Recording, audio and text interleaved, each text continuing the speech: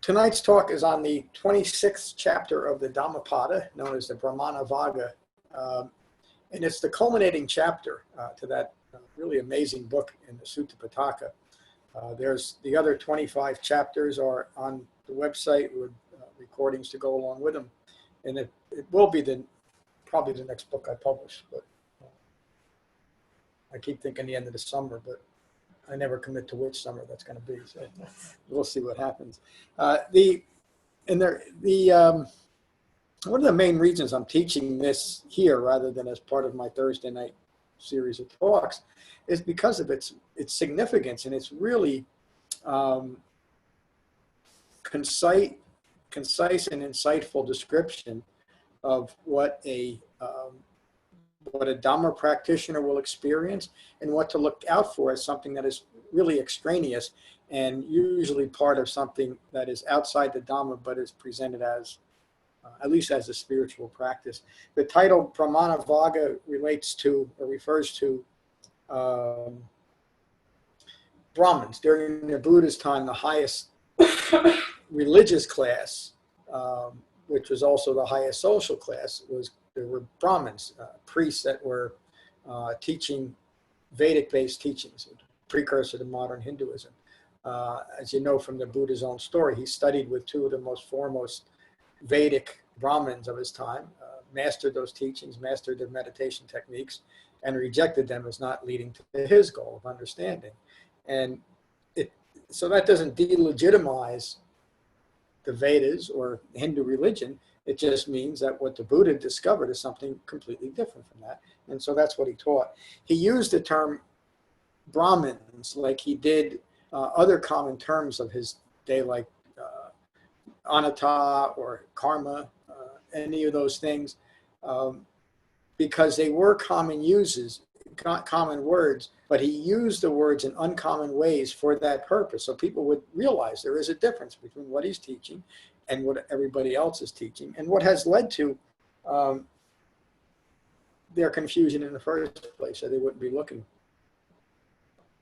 And this all relates to that idea of non-dual thinking and establishing speculative existence, including the speculation that if I do certain rites and rituals, I think it was last Saturday or last Tuesday, we were talking about, what was his name? Who was talking about washing away his sins in the rivers, another ritual that many people believe then and now till this day.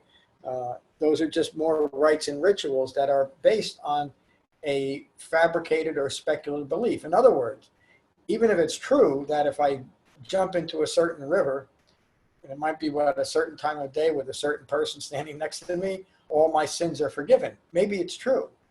And even if it is true, it doesn't do anything for me right now, does it? And far as understanding who I am in relation to the world, it does nothing to bring a common peaceful mind that's not fabricated in the present moment. So the Brahmanavagga. And the Buddha starts out immediately with simply describing what to do if you want to awaken. I got to ask a question that you can answer later. This particular chapter is very repetitive in the Buddha's use or the translator's use of the word monk over and over and over again. And you'll see where that applies. And as you know, as long as it doesn't affect the authenticity of the retranslation, I keep those terms monks, nuns, etc. Gender neutral, because that's how the Buddha taught. He didn't teach just to men who took vows. He taught to anybody who was interested. And so when I'm retranslating those, I always say wise Dhamma practitioner. Sometimes I'll just say friends if it doesn't really matter the reference. But here I changed that reference to monks, to either a skillful disciple, meaning someone who's beginning to integrate the Dhamma, to an arahant, which describes an awakened human being. Does anybody have, and honestly, please be honest with me, do you have any objection to the word disciple as it relates to developing the Dhamma? Okay. The reason why I ask is disciple has a decidedly Christian connotation, doesn't it? And a decidedly religious connotation that I always hope to avoid because the Buddha wasn't teaching a religion. But a disciple simply means someone who's engaged, because you're engaging in a discipline. Most people wouldn't call it that way if you're studying mechanics. But I think it's the most accurate description if we can get past that initial. Yeah, for me, it would have the connotation of my previous path. Where, I was a disciple of a specific guru. Guru, leadership, that stuff. Good. There's cushions, and if you want to make yourself comfortable, we're very informal here. Okay. All right, the Brahmanavagga. The Buddha's words: engage in right effort, root out the constant stream of craving, abandon sense desires, know the destruction of all conditioned things, know the cool, calm peace of cessation, cessation of ignorance. That's the entire Dhamma, or at least that's a useful snapshot of the Dhamma, isn't it? And going from ignorance to skillful disciple to arahant, an awakened human being, just includes that. If we engage in right effort and root out the constant stream of craving, we'll cease eye-making. We'll abandon all sense desires because we're not trying to satisfy and constantly feed this fabricated self. And from doing that, we'll know the destruction of all conditioned things. Conditioned things means anything, any decision, any assumption, any view that we've created, conditioned by ignorance of Four Noble Truths. Again, there's no mystery to what that means. A lot of people call, what does a condition mean? What is it conditioned from? It's conditioned from ignorance. That's the only thing that we're concerned about within the Dhamma. Know the cool, calm peace of cessation. When an arahant has developed profound concentration and skillful insight, they know the Four Noble Truths and have abandoned all fetters. Fetters are anything that's rooted in greed, aversion, or deluded thinking, and manifests always as inner stress or stress that we're handing out to the world because of those. How's that? The skillful disciple is carefree and unfettered. Not a bad thing to strive for, huh? To be I mean, imagine being carefree and unfettered in this world that we live in. We had a great discussion, what's today? Tuesday, last Saturday, that would things change because the world is so much different today, and it isn't any different today. The only real difference is the immediacy of our exposure to constant stress and suffering. It's always in front of us. It's on all of our social medias. It's on the news. It's in the background. It's in everything that we do. That's the significant difference. And I think what that has done, I know what that has done, is create an ever more reactive mind. But the solution is still the same. The skillful disciple is carefree and unfettered. They have abandoned craving and their objects of their craving. This is what I call arahant. Again, there's no ambiguity. Those who are established in jhana, jhana is the meditation practice. Jhana means concentration. Those who are established in jhana, free of the defilements, passions cooled, calm, the task complete, liberated from ignorance, having reached the goal, these I call arahants. Does anybody think that what the Buddha is describing as an awakened human being is unachievable? Anybody? No? Vince, did you have your hand up? Do you think, what was your... I think it's achievable, it's just very hard. Yes. And again, remember what this chapter starts out with, right effort. And it's exactly that teaching on right effort that is necessary, but provides the continual guidance to keep going when things are difficult. Ultimately, the path itself isn't difficult. It's what we hold on to that is difficult, and that really creates the stress. The stress of awakening, not the stress of living in the world. The Buddha continues, the sun illuminates the day, the moon illuminates the night. The warrior shines in their armor. The skillful disciple shines in jhana, meaning in our meditation practice, incorporating the Eightfold Path. We start, shine relates to or refers to enlightening. The skillful disciple shines in jhana. That's the That's the foundation. It's the root of our awakening.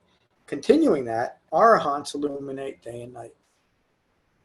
The arahant has abandoned all unskillful behavior, their mind concentrated and serene. That's another important aspect of concentration of jhana that we've gone through. We went through that series of jhana.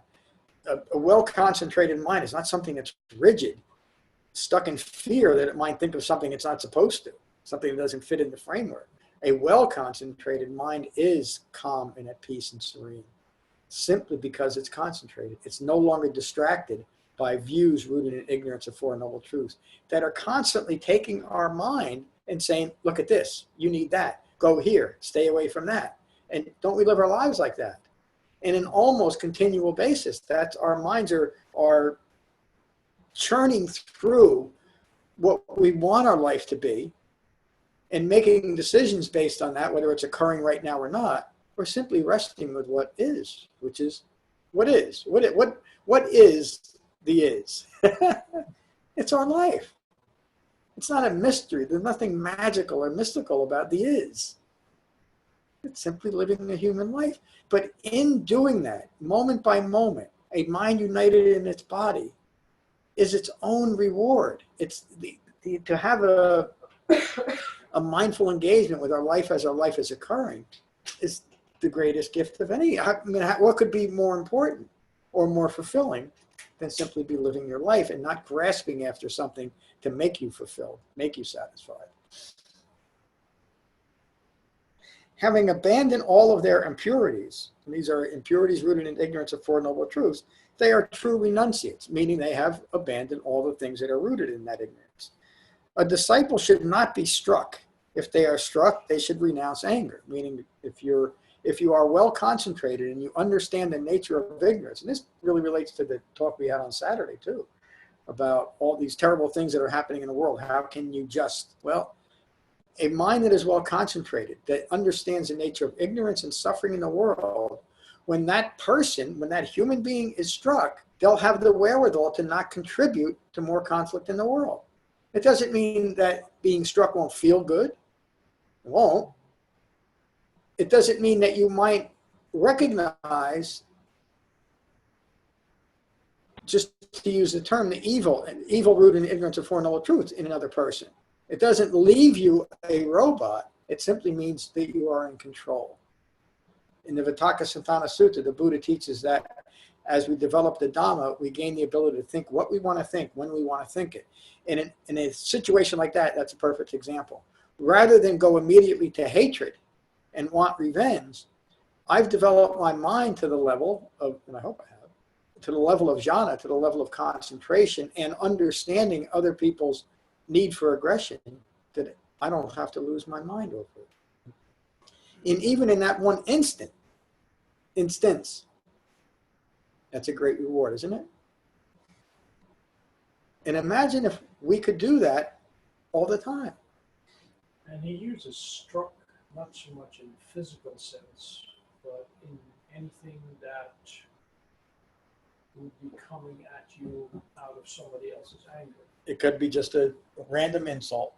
Yeah. You know? In today's verbiage, it could be just about anything, couldn't it? But yes, it's not just being physically struck. In fact, you could take it a little bit further, and you could say that, excuse me, metaphorically being struck is having any experience that I don't want to have. Mm-hmm. You know, and that really, again, we got into, should probably just do Saturday's talk, and that gets into this idea of trauma. And most of the time when we think of trauma, we think of some awful things and awful things do happen to people, or something that happened as a consequence of war, something like that. But this constant engagement with dukkha, with stress, creates a very subtle level of trauma that we're all a part of. And one defining characteristic of someone who had, and Bonnie, you can back me up on this, I hope. One defining characteristic of trauma is a difficult time concentrating, of simply being in your body.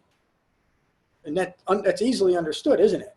Because when awful trauma happens, the best thing to do is get out of here, whatever strategy you can come up with to escape your body, escape the situation. But we do that with our fabricated and speculative views of ourselves that we establish because we find that our life just isn't enough. What's the great description of an ego? An ego is something that is never satisfied. It can't get enough.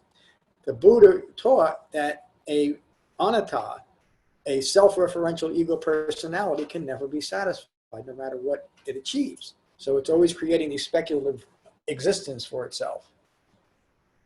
I'll leave it there. You know, I read that, I kept reading that a disciple should not be struck, a disciple should not be struck over and over again, because I did not understand, I still don't quite understand what he's saying there. Like, should not be. The word should sounds like, maybe I'm just splitting hairs, but it sounds like a disciple would have control over whether or not they got struck. Oh, I think the reference is just in a community sense that oh, somebody shouldn't strike. yeah. Oh, okay, all right, I got it now. But and in the context, even though that's not something that should happen, again, you should, if you're walking with your Buddhist robes and somebody strikes you because of it, right. It shouldn't have happened, but don't lose your mind over it. That part I got. You know? And then it continues with. It does come up a number of times in suttas where somebody strikes or insults a bhikkhu or even the Buddha. Yeah, the Buddha. And in previous, who it was that describes how he once struck a bhikkhu or the Buddha and was banished to very lower levels of existence for a long time. Yeah, well, even the Sakaka Sutta is a kind of a classic one. Kind of, what is it? Bring the Buddha's neck or whatever it is. He's gonna make the Buddha sweat bullets in this debate.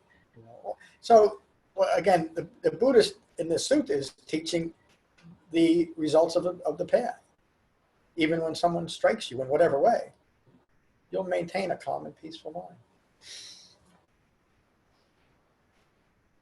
Lost my place. And you may still want to dodge the blow. Yeah, the Buddha doesn't teach anybody to stick their chin out. In fact, the Dhamma would say once you find that people are hurtful towards you, it's best to just leave them alone, leave them in peace. That's another powerful teaching on how the Buddha saw reality. He didn't see himself as a savior. He didn't see his religion as salvific. He taught a Dhamma for human beings to develop a common, peaceful mind in their life as their life occurs. And that's enough. Having renounced all of their impurities, they are true renunciates. A disciple should not be struck. If they are struck, they should renounce anger. Shame on those who injure anyone or gives into anger, including the one who was just struck and strikes back in anger. Doesn't solve anything. Boy, if that was one thing to learn today by a lot of people, just one. Nothing is superior for the skillful disciple than wise restraint. To the extent that anger and ill will is abandoned, is the extent that suffering will subside. To the extent that anger and ill will is abandoned, is the extent that suffering will subside. What could be more clear and direct? And why is that? It's not because if I express my anger in hurtful ways, I might suffer in a future life, or I might end up in hell or purgatory or whatever else they might be. Right here and right now in my life, I am going to suffer because of that. And it's because of what I'm holding in mind. And every one of us, even though we're very, we're not giving easily to anger or ill will towards others, we all have experienced that. And it's painful, isn't it? No matter how much we want to justify that somebody did something to make me feel this way, nobody can make anybody feel anyway, especially someone who has gained control of their minds. It's a choice. Sometimes it's a conditioned choice. It's a choice. Nothing is superior for the skillful disciple than wise restraint. To the extent that anger and ill will is abandoned, restrained in thought, word, and deed, I call skillful disciples. So there's a little clue there too. That's kind of the beginning of Dhamma practice, incorporating right speech, right action, and right livelihood as part of the foundation rooted in jhana as our entryway into developing the Dhamma, the Buddha's Dhamma. Just as a Brahmin priest reveres his sacrificial fire, so should a skillful disciple revere the Dhamma taught by me. So those that believe in rites and rituals are putting all their eggs in that basket, that this, whatever this rite and rituals, and usually there's a whole series of them and they often change and they grasp on the new ones, but they're doing it because that they believe that their ritual or the rite is going to bring them what the Buddha's teaching, ultimately a calm and peaceful mind. The Buddha's saying that's not the way. You can do it all you want, but if you do this one thing, meaning develop the Eightfold Path, you'll achieve that and you'll have the direct experience of it, as he describes here. It is not by matted hair or lineage or birth does one become a skillful disciple. Those that know the Four Truths, the Four Noble Truths, are free of conflict and are skillful disciples. Just to make a quick comment on that idea, again, that's the putting on the robes, matted hair, living as an ascetic, all that's going to bring me some kind of understanding. That was common during the Buddhist time. It's still common today. Or the idea that you have to be part of a particular lineage. And most of the modern Buddhist schools tend to be very proud of their lineage, whatever it is. But they all claim a lineage going directly back to the Buddha, except they're teaching something that doesn't go back to the Buddha. So the lineage is broken. If you're not teaching the Buddha's Dhamma, there's no lineage to the Dhamma. It's just obvious. So the only true lineage is the lineage that is portrayed within the Dhamma, within the preserved words of the teachings. Something else is a different lineage. In other words, Zen followers might say that their lineage goes back to Dogen. And Dogen will then claim that he's teaching what the Buddha taught. Of course, we know that's not true. Or some other lineage might be the Tibetan Buddhist religions trace their lineage back through different lamas or different karmapas. They all have different words for that. And that's their lineage. But they all claim that their lineage is resolved in the Buddha. It's just not true. So the Buddha is saying, even back then, lineage doesn't matter. What matters is the Dhamma. They know the Four Noble Truths. What is the use of your matted hair or antelope hide, foolish one? Within you is the tangle of passion. It is only outwardly that you cleanse yourself.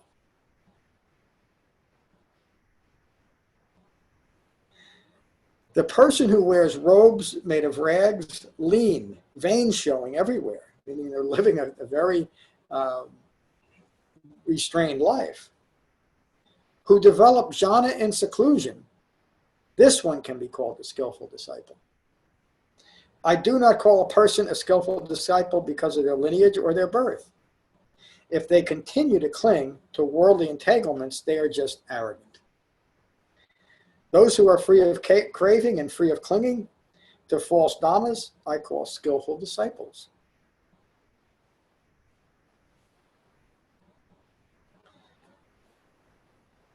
This last, the conclusion of this chapter is very, very repetitive. And us as human beings tend to, after we hear things 2 or 3 times, we start shutting down. Try not to. Because each and every one of these short verses has such profound wisdom. It's really amazing. And it's all just a description of what it means to develop the Eightfold Path. A person who has abandoned all fetters and clinging to wrong views, liberated from ignorance, trembles no more. I call this person an arahant.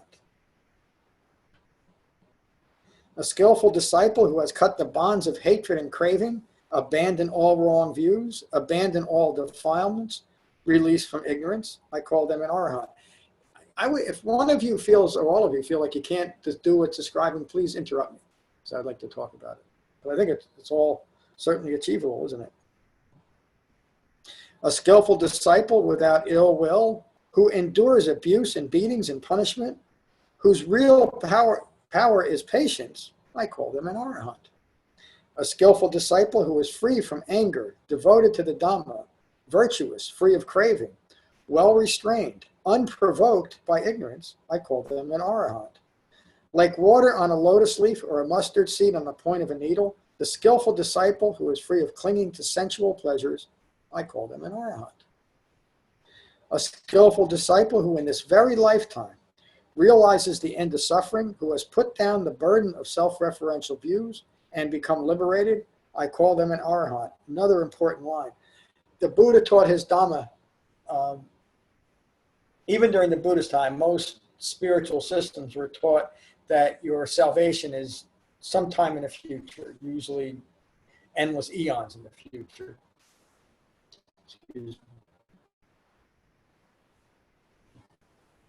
me. Most modern Buddhist practices teach exactly the same size, but I've never come across one that says what the Buddha, what the teacher said, what the founder said. It's in this lifetime that we awaken. And again, They still promise you when you die. yeah, and that was one of the most liberating things I came across. I didn't realize it at the time, but all my many years in all the different Buddhist schools and different spiritual disciplines, there was this underlying gnawing frustration that I can't do it now. And it almost, I kept going, but it almost seemed foolish, although I didn't want to face it, to keep doing what I was doing if I can't experience this now. Of course, the promise was, if you do it long enough, hard enough, in some type of lifetime, a zillion years from now, you'll get it. Okay, but that was hard to keep me going. And finally, it wasn't enough to keep me going. And when I started reading the Buddhist teachings, and even before I came across lines like that, I realized this human being wants me to awaken in this human lifetime, not that all that other distraction. And that really changed everything. It gave me a lot of enthusiasm that I didn't even know was lacking. And I was able to commit to something that had a realistic goal to it, even though the goal at the time seemed almost unreachable, because I now had taken refuge in the Buddha, his Dhamma, and hopefully I found the Sangha. I had already committed to accepting what the Buddha was teaching. And it wasn't like a faith type thing. Conviction is different than faith, isn't it? Conviction is something that you understand is worthwhile. Much like if you're going to take a college course on existential philosophy, if you were wise, you'd first look at who's the professor teaching it. And once you decided that this guy was a worthwhile teacher, then you could convict yourself to take that class. You're not taking that class on faith. You understand what you're going to get. This is the same way. In this very lifetime, realizes the end of suffering, who has put down the burden of self-referential views and became liberated. I call them an arahant. Right here, right now. A skillful disciple with profound knowledge, wise, skilled in understanding the right and the wrong path, who has reached the highest goal, I call them an arahant. There's many modern teachers. In fact, probably every one of the most well-known will all kind of spout the same line, that all paths end up in the same place. They're all basically one thing. That's part of that non-dual Vedic-based belief that the Buddha studied and realized was one of the most debilitating beliefs that anybody can have, this idea of a non-dual existence. He taught to see the discreteness of each and everything and not attach ourselves to anything. Not cling to anything. A skillful disciple who is disentangled from householders and ascetics alike, who wanders freely with no fixed abode, wanting little, I call them an arahant. A skillful disciple who has abandoned violence towards all living beings, whether weak or strong, who neither kills nor causes others to kill, I call them an arahant. A skillful disciple who remains friendly in a hostile world, peaceful in the midst of violence, free of clinging amongst the clinging world. I love that line. Excuse me. There's examples all around us, isn't there? Including all the people we associate with, of clinging to things that we find valuable or that we self-identify with. Everybody does it, including within so-called spiritual practices. We develop fabricated ideas and we cling to those ideas. The Buddha taught a Dhamma that recognized all of that nonsense and cut it out. He taught to develop a conflict-free and simple mind that is expressed outwardly.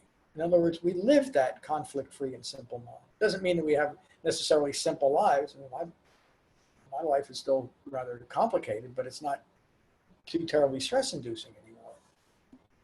Just maintaining that level of concentration and understanding that simply as a consequence of having a human life, as the Buddha states, first noble truth, dukkha occurs. So understanding that from the beginning, from the get-go, we realize that the foolishness of trying to fabricate an existence that is dukkha-free can't be done. At least an awakened human being says it can't be done. But as we understand the Dhamma very quickly, we realize, yes, it can't be done. There's no reason to do that. But what I can do is to develop a calm and peaceful mind in the midst of a world prone to stress and suffering. Free of clinging amongst a clinging world, I call them an arahant. A skillful disciple whose lust, hatred, pride, and hypocrisy have fallen away like a mustard seed from the point of a needle, I call them an arahant. A skillful disciple who speaks with gentle, useful, and truthful words, free of ill will, I call them an arahant. A skillful disciple who takes nothing not freely given to them, free of grasping, I call them an arahant. A skillful disciple who grasps after nothing in this world or any other world, free of desire, liberated, I call them an arahant. A skillful disciple who has developed perfect insight and is free of clinging to wrong views, free of doubt, free of the living death of ignorance, I call them an arahant. Perfect insight is insight into what? You can't answer. What? Four Noble Truths? Close. To yourself. Close. Ignorance. Close. 3 marks of existence. That second mark, anatta, the not self-characteristic, is the confused person. And because that person is ignorant of 4 noble truths. And because of that person, the Buddha never said there's no such thing as a person, remember, that person creates a fabricated view that is reflected in its environment. And its environment is always impermanent. All phenomena is impermanent. And so the perfect insight is not insight into all things that are impermanent. And it's not insight into what it's like to wash dishes, even though people teach that. You should be mindful when you're washing dishes. There's no Dhamma in that. It's a result of Dhamma practice.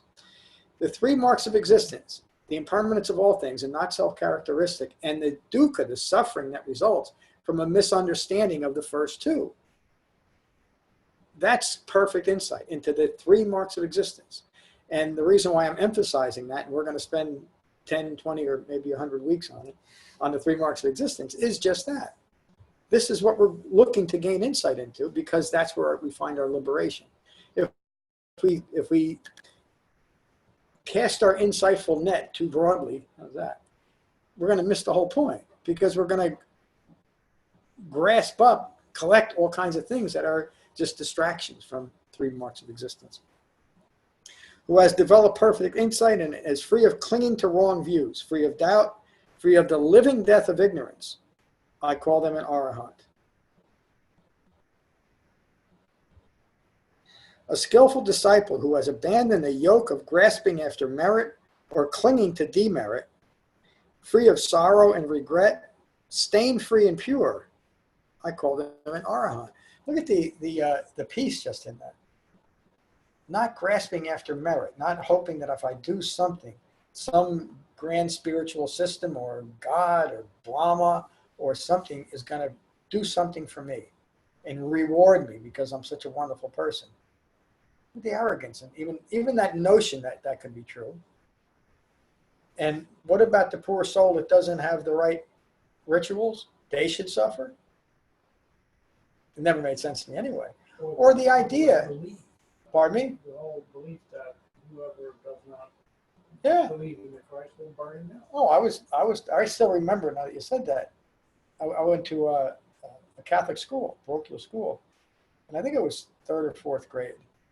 And I just had what I think to this day is an honest question. And I asked the nun, what's the difference between a Methodist and a Catholic?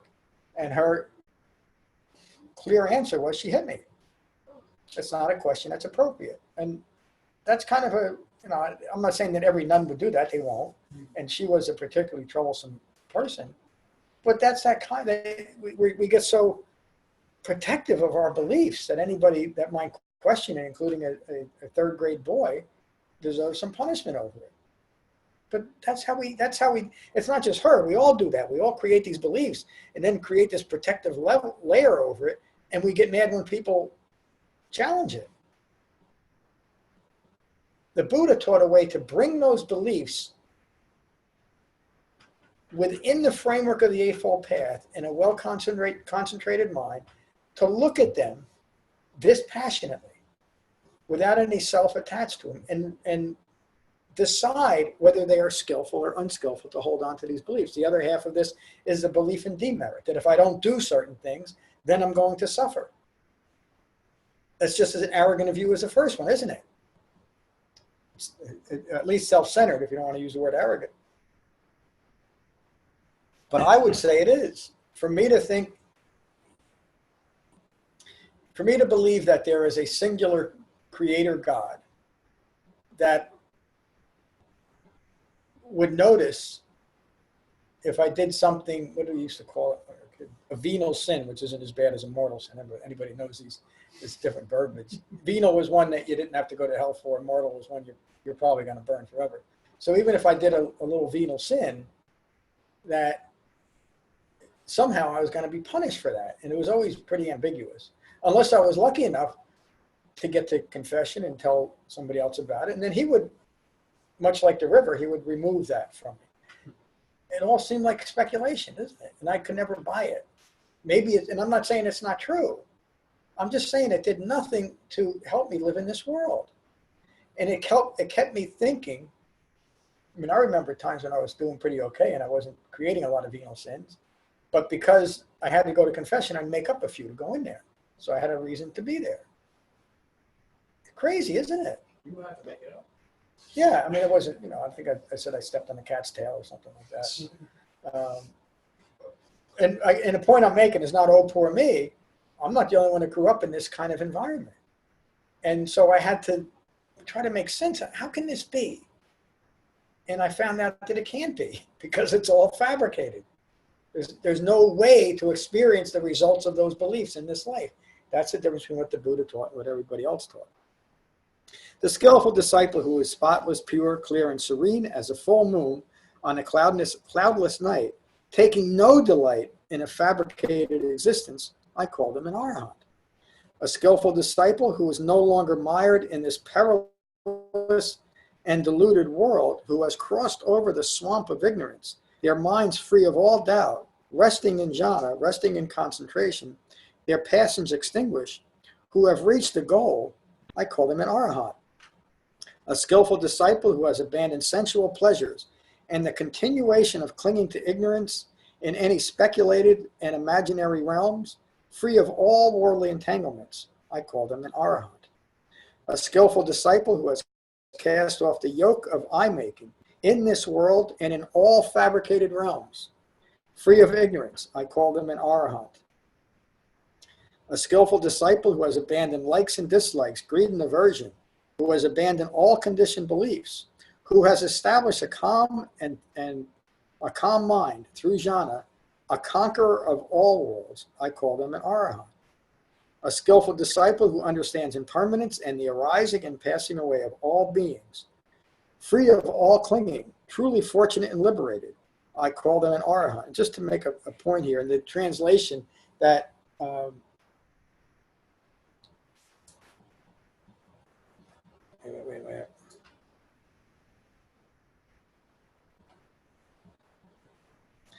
This line, a skillful disciple understands impermanence in the arising and passing away of all beings. In almost every translation, that will refer in some way to saying a person who has knowledge of all of their past lives, in some cases, they'll say even your future lives, which is one of the things in a very misinformed and confused Dharma teaches today, that one characteristic of an awakened human being is you know all your past lives. The Buddha only mentioned that to talk about impermanence, that there is this thing called an impermanent life. Take notice of it. He never placed any value on recollecting past lives. Why would there be?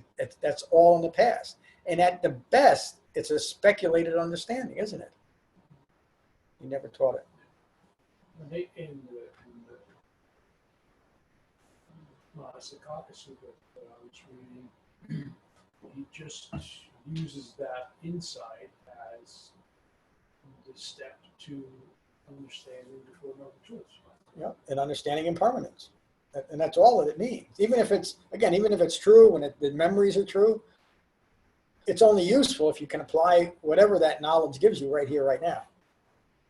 So if you think about the purpose and scope of the Dhamma, whether you remember past lives or not, or you have knowledge of future lives or not, it has no, it's completely irrelevant to developing an understanding of Four Noble Truths. And as the Buddha goes through this, I've never come across one instance where the Buddha said that an awakened human being knows their past lives, or that there's any value in doing that. It's just, again, another speculative way of applying fabrications to ourselves.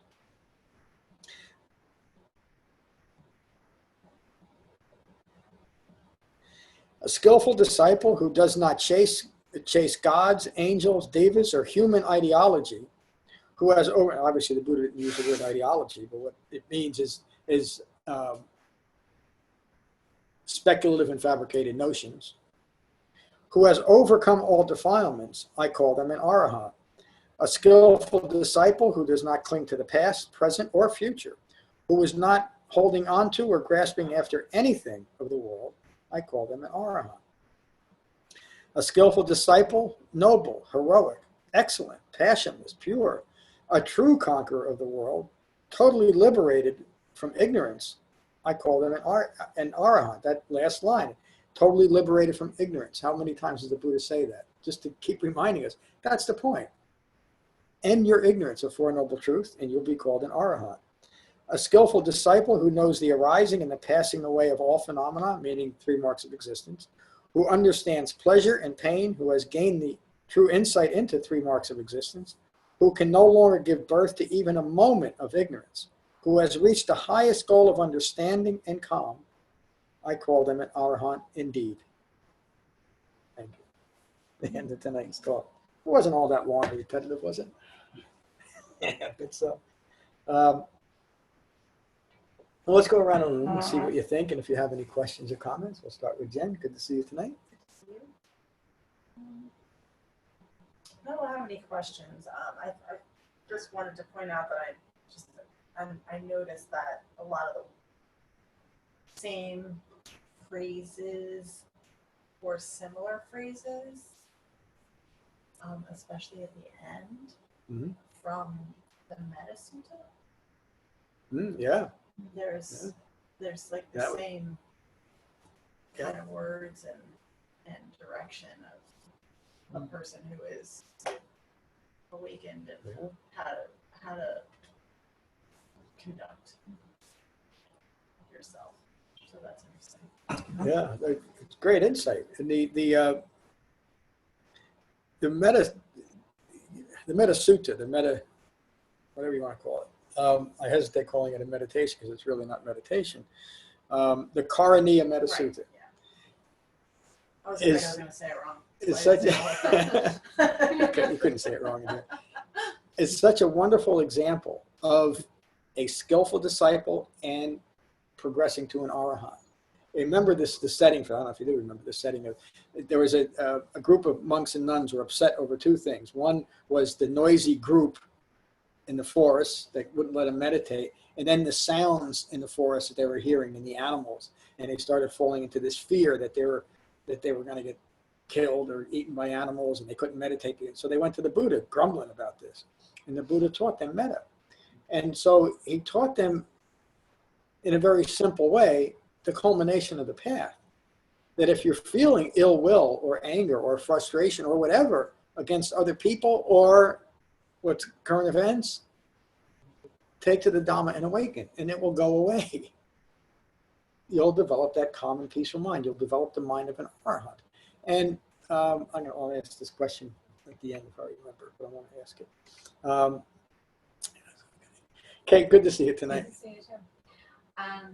I liked this talk tonight because it's sort of totally focused on explaining the end game to all of this. Yeah. Like, what does it actually look like when you've done it, you know? Yep. And I think for a while I wasn't totally clear on that. Like, I understood like the basic concept of the Four Noble Truths, but I thought like, well, what does it look like when it ends though? Like for a person living in this world, like what does it actually look like? I don't know.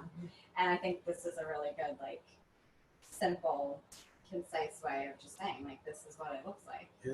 When you've done it. That's again great insight, Kate. That's why the Buddha taught it. And so you're not the only one.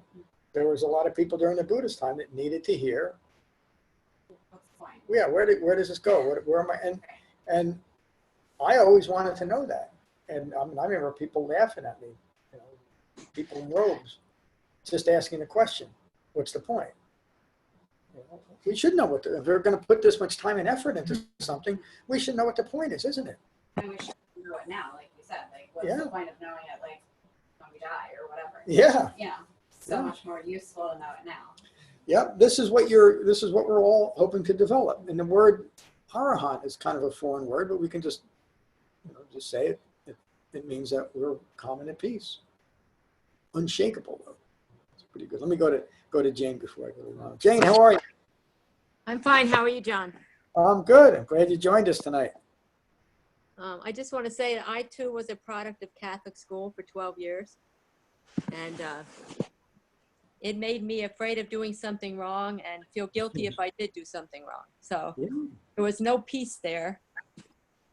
Whereas the teaching tonight, I mean, it kind of spells out what you need to do.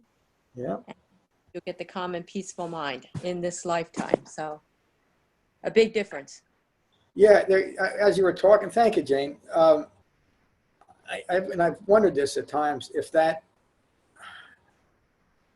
I don't even know how to describe the underlying attitude, but there's that idea of original sin that we're born with. I think Roman Catholicism might be one of the few that has that wonderful belief. But I think that motivates a lot of people. And it is such a debilitating thing. I could not understand. I mean, I remember thinking when I was just getting this concept of original sin being taught it. What a bad deal this is. I mean, what did I do? Even a baby. Yeah, and I mentioned it earlier, like where did this all begin? But that was a kind of conditioning that I went through, but a lot of people went through. And I think that's such a hurtful thought to instill in anyone. And then contrast that to what the Buddha teaches, that when we're awakened, it's not that there's still some sin left in us. We're stainless. We're pure. It's much more appealing to me anyway. I'm glad you joined us tonight, Jane. Bob, good to see you. Yeah, I'll take it too.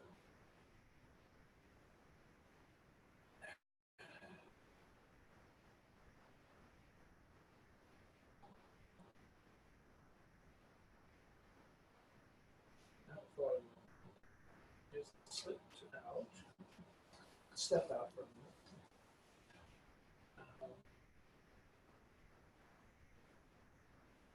This sort of shows us the end point, that, as other people have said. The thing that really keeps me going is on the way, you keep getting these reinforcements, and that things are getting easier. You're getting closer to that goal. It's with a step back here and there, but overall, that to me is a very optimistic thing. Yeah. That you're doing something and you're reaping the rewards from it, or you're careful with the rewards thing, the fruits. Yeah.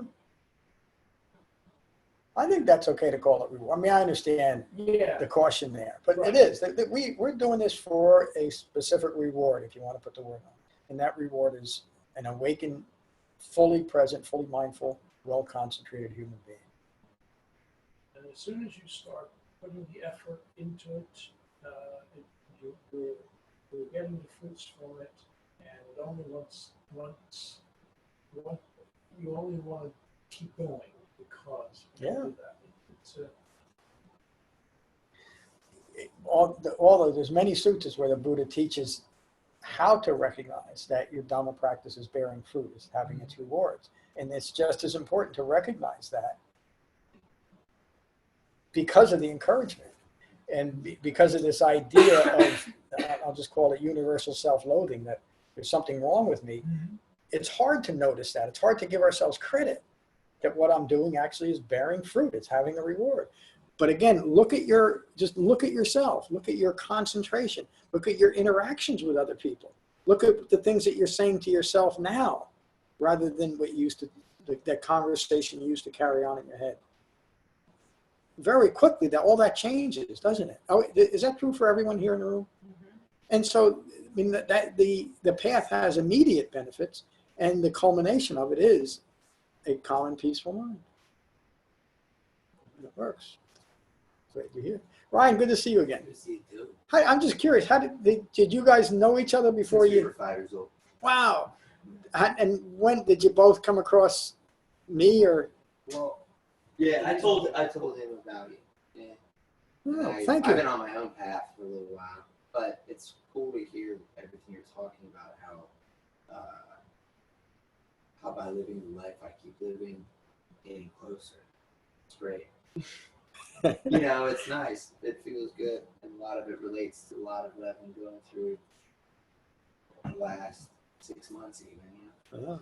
But the one thing that I kind of disagree with is letting go of likes and dislikes, in the sense of using them as judgments towards others, but your likes will guide you to the right path. I believe that. I believe the things that you know are true to who you are and your vibration will make the world around you a better place. And for me, it's being a choir director, helping people. Being a what? A choir director. Wow. Yeah, which I didn't have that path. Well, that path was always there. I was fearful of that path last time I saw you. I'm trained to do that. That's what I was meant to do. But, I was holding on to too many other ideals of being this rock star guy. I used to be in this band. I was getting famous, and that's what I did. And I have this girl that I thought I would marry. But you realize how toxic you were, and there's a lot of things that is awesome to hear the end results. Because it's true. No matter what life you live or how you approach it, it's true. But I'm assuming I'm misinterpreting the likes and dislikes thing by what I just said. You know what I mean? I don't think you are, Ryan. You show some insight. I would say you don't misunderstand it, but I think it needs to be tweaked a little bit in this way. Well, it didn't say love. So how about what you love? Well,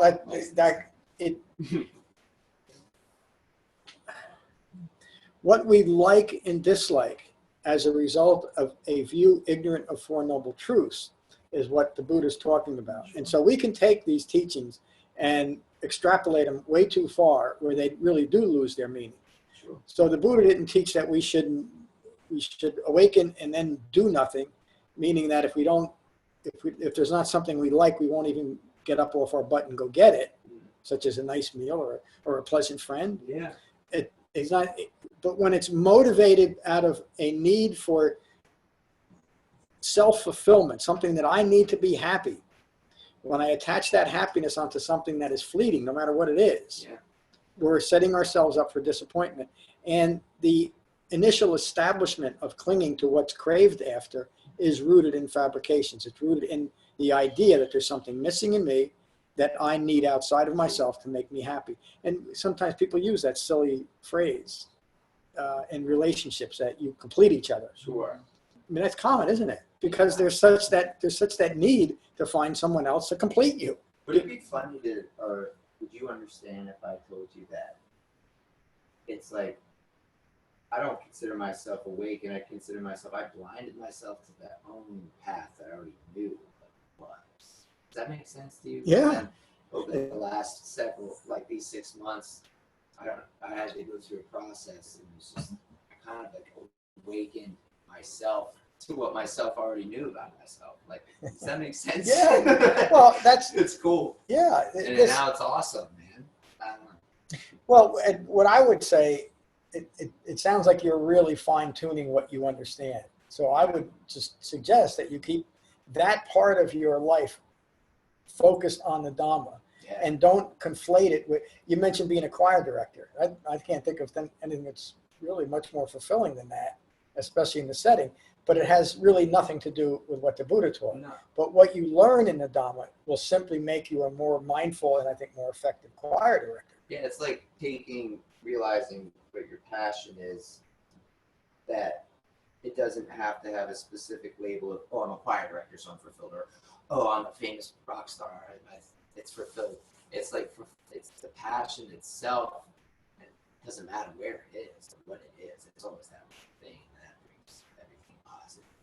You know what I mean? I don't need a label of this one thing. I know what my passion is, and that makes me give my light to everything, and I feel it, and I receive it back. And as long as I'm on that path, I'm always more clear. It is. It was just It's for, cool. I'm glad you're here, Well, Ron. me too. I'm with that. Vince, it's nice to meet you. Nice to meet you as well. Glad to be here and excited to learn more. I kind of struggle with it, similar to Ryan, maybe just my understanding, but your description kind of helped a lot. Developing a calm, peaceful mind and everything, and deep concentration sounds great. And then releasing the clinging, I think that's the hard part for me, knowing where the line is drawn between what and like how can you continue to live life without having goals or desire, and what do you base those off of? I guess just the necessity to live, but also there's things you get satisfaction out of. That's kind of where I struggle as well. Yeah. Again, thank you. That is not that your question or comment was uncommon. It was common, but that is a common response from someone who's starting to get an understanding or an implication of what this really means.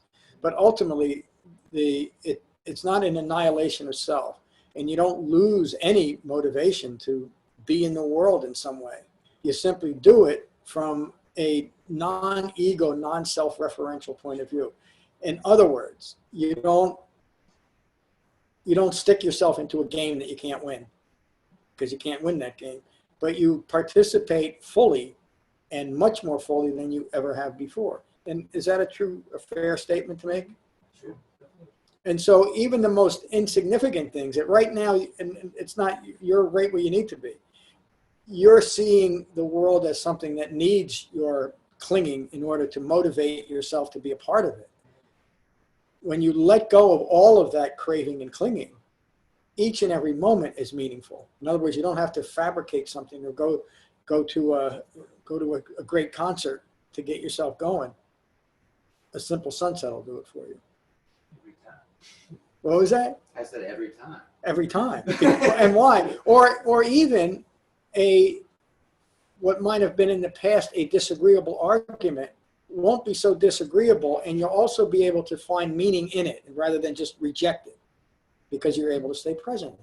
And in that way, you'll also learn something about another person rather than maybe continue the conflict because of whatever. So it's a common thing that people often bring up. I hear it all the time. In fact, I thought it myself. And it doesn't do you much good to just say, go ahead, just keep going and you'll see the difference. Mm-hmm. But what I can tell you is, and I think you understand it, that you don't need that motivation to live in the world. you'll live in the world in a much more effective way without that type of motivation. And the best example is the life of Siddhartha himself. He awakened. He didn't just vanish, or like some teachings say, once you awaken, poof, you just leave the physical world. He spent 45 years of the most effective human life anybody ever lived, I think, in my opinion, being involved moment by moment in his life around him. And he didn't just spend 45 years in a cave or in the forest. Every day he got up off his cushion and walked into town.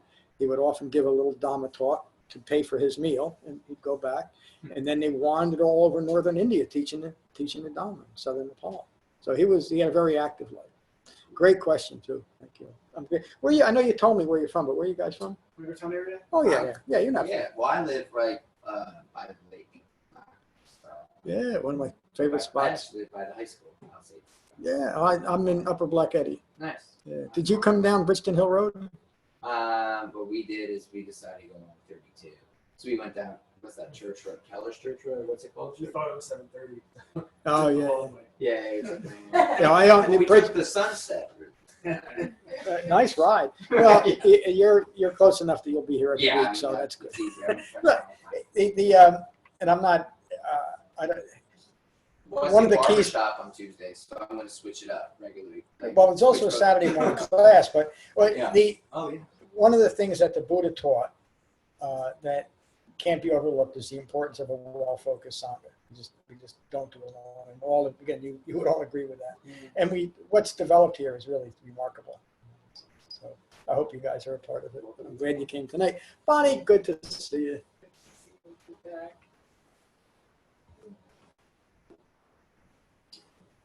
I always have to take it with me and let whatever I hear sort of comprehend it. But I think when I get caught up in how I'm going to define myself or base what I think I need to do in order to get the kudos or, to do what you need to do you think, to put your art out? So what helps me is always to go back to the loop of the Eightfold Path, so that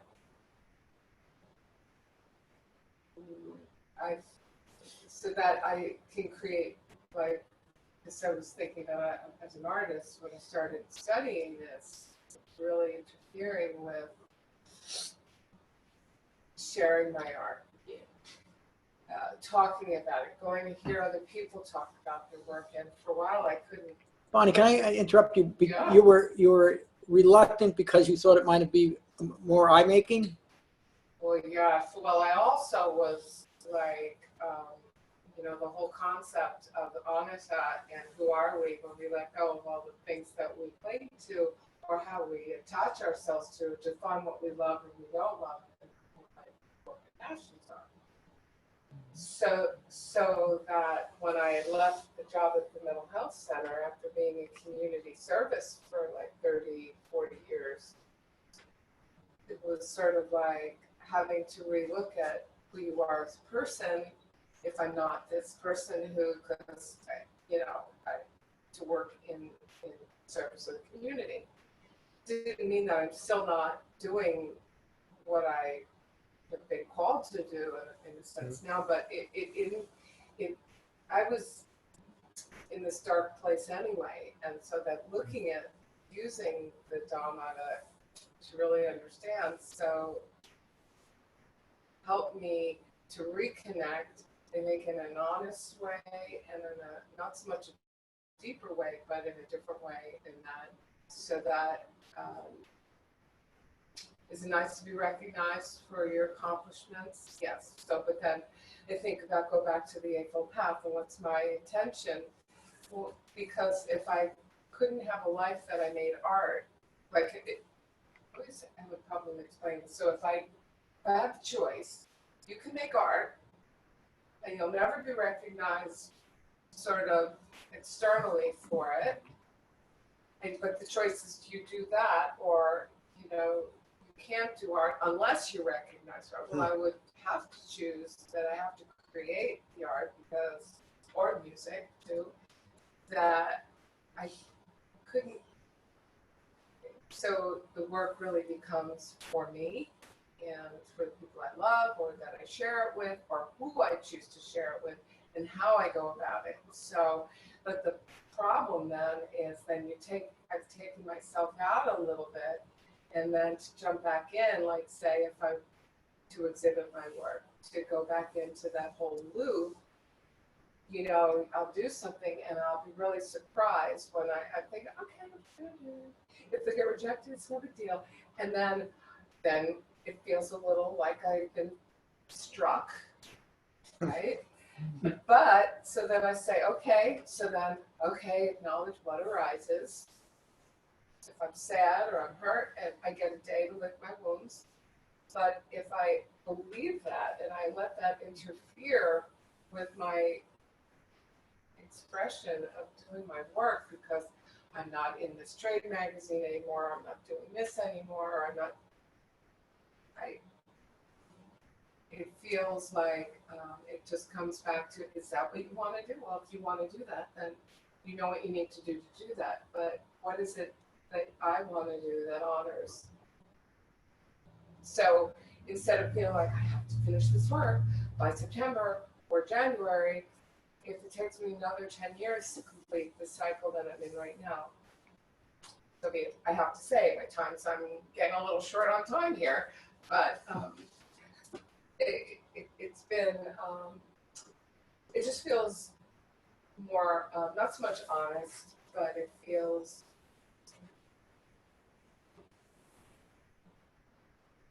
you really have to look at what it is you want from something and what it's, again, back to the Eightfold Path and ultimately being compassionate to honor what you're doing. I don't know, I'm babbling now. Thank you. You're not babbling, and your development of the Dhamma hasn't diminished anything, has it? Except maybe a little, maybe frustration. Well, like when I first came, I don't know, I think it was like 5 years ago. I can't Was remember. it It was like 5 or 6 years ago, was it? Something like that. I mean, the idea of being annihilated by talking about dispassion and passion, and like seeing myself like this like shadow puppet, like running through a house with my hair on fire. Like you talked about that, but like, you know, until you settle down and know nothing is going to be taken away. In fact, it's going to be freely given. I'm not going to lose anything, in fact, but yet I'm more enriched and enlivened because doesn't mean it's always easy or I don't struggle, but I think to be kind and honest and accept what comes up. So, right? Hearing You know what I mean. I because completely as a follow you. musician. But I feel like what I'm also hearing you say is that you have some clarity. You have much more clarity in terms of like where to go because you're not caught up in on.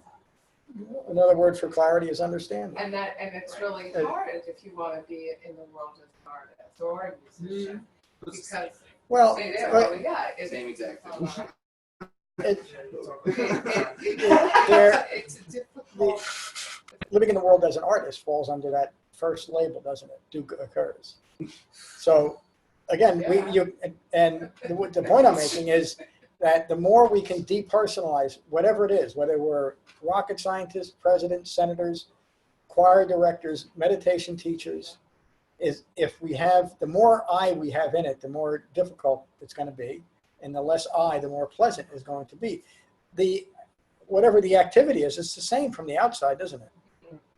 You wouldn't know except by my wonderful countenance that I'm either I'm the world's most arrogant meditation teacher, or you know, or I'm putting on a show when it's not. The point I'm making is it looks the same from the outside. It feels the same. It feels different inside, and that's the difference. So I agree with you, being an artist of any type is difficult, but I'm looking for the recognition in the outside world to sustain my practice of being an artist. Yes, rather than doing what would a well-concentrated person whose life is framed by the Eightfold Path would simply do what they can at all times, no matter what it is that they're doing. And if part of what we're doing happens to be our profession or our passion, we'll simply be more present for it. We'll naturally be better at it. That's just the nature of it. And the transition is something that we have to be mindful of. And that's why I always say, be very gentle with yourself as you're going through this. And Arahant has no trouble being gentle with himself. They don't need the instruction.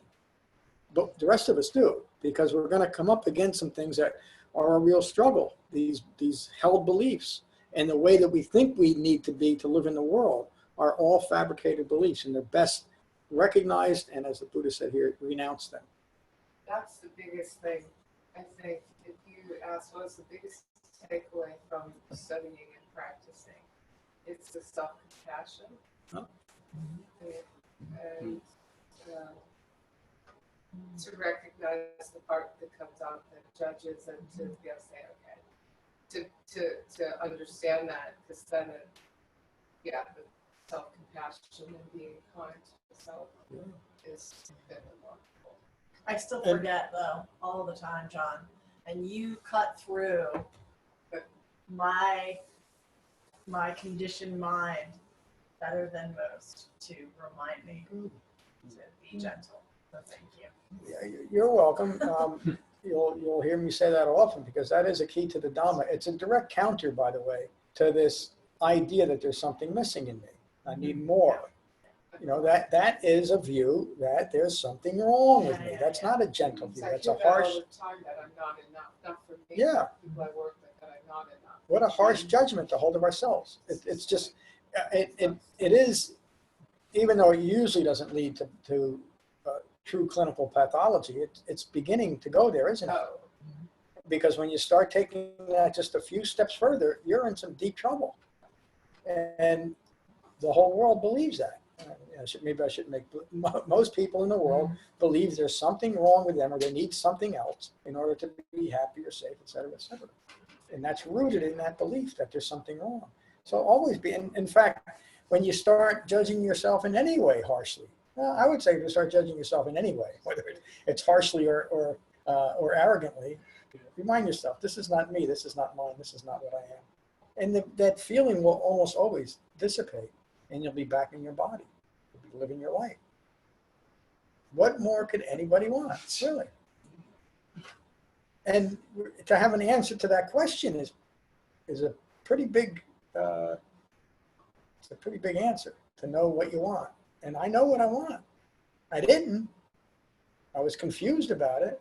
I thought I wanted, 14 houses and 27 boats and New car of the year. yeah, whatever. And there was a time in my life when I bought a new car every year. And I remember the last time I did it, I drove off as I was driving off the car lot, I said, idiot. I just lost 25% to drive 2 feet. And I stopped buying a new car. But up until then, it seemed like the greatest thing in the world. I was making money. I deserve a new car every year. A waste of time. A great class. I think that's enough for tonight. We'll finish with Metta as we always do. So again, find your relaxed meditation posture. Gently close your eyes, gently close your mouth, and take a moment to become mindful of your in-breath and your out-breath. And these are the Buddha's words on Metta from the Karaniya Metta Sutta. This is what should be done by one who is skilled in goodness and who knows the path of peace. Let them be able and upright, straightforward and gentle in speech, humble and not conceited, contented and easily satisfied, unburdened with duties and frugal in their ways, peaceful and calm and wise and skillful, not proud or demanding in nature. Let them not do the slightest thing that the wise would later reprove. Wishing in gladness and in safety, may all beings be at ease. Whatever living beings there may be, whether they are weak or strong, omitting none, the great or the mighty, medium, short, or small, the seen and the unseen, those living near and far away, those born and to be, may all beings be at ease. Let none deceive another or despise any being in any state. Let none through anger or ill will wish harm upon another. Even as a mother protects with her life her child, her only child, so with a boundless heart should one cherish all living beings. Radiating kindness over the entire world, spreading upwards to the skies and downwards to the depths, outwards and unbounded, freed from hatred and ill will. Whether standing, walking, seated, or lying down, free from drowsiness, one should sustain this recollection. This is said to be the sublime abiding. By not having fixed views, the pure-hearted one, having clarity of vision, being freed from all sense desires, is not born again into this world. Thank you all for a wonderful class tonight. Thank you, Jane, for joining. Thanks, John. Have a good week. You too. Thank you, John. Thanks. Thank you. Safe ride home.